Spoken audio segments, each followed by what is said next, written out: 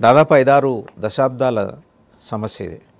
అలా లాకులెత్తేసి అక్రమ చొరబాటుదారులకి అవకాశం ఇచ్చి వాళ్ళకి సౌకర్యాలు, రేషన్ కార్డులు, సబ్సిడీల మీద అన్నీ ఇచ్చి ఇన్నాళ్ళు నడిపిస్తున్న దానికి ఫలితం ఈరోజు అనుభవిస్తున్నారా? కరెక్ట్. ఎందుకంటే వెస్ట్ బెంగాల్లో ఈ డెమోగ్రఫిక్ చేంజ్ అనేది 1947లో మొదలైంది ఫస్ట్.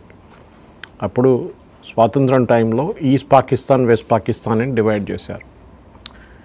ఈస్ట్ పాకిస్తాన్లో ఉన్న చాలామంది 60% మంది ముస్లిమ్స్ ఉన్నారు, 60 నుంచి 65%. మిగతా వాళ్ళు హిందువులు ఉన్నారు.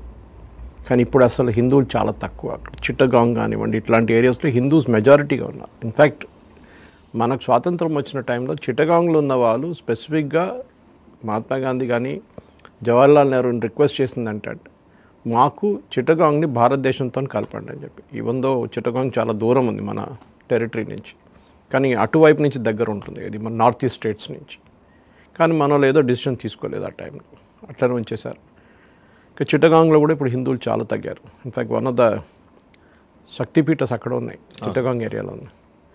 అది కాకుండా ఇప్పుడు లాస్ట్ ఒక 20-30 సంవత్సరాలు కమ్యూనిస్ట్ వాళ్ళ టైం నుంచి, హయాం నుంచి చాలా మట్టుకు ముస్లిమ్స్ ఇల్లీగల్గా బంగ్లాదేశ్ నుంచి ఎంటర్ అయ్యారు.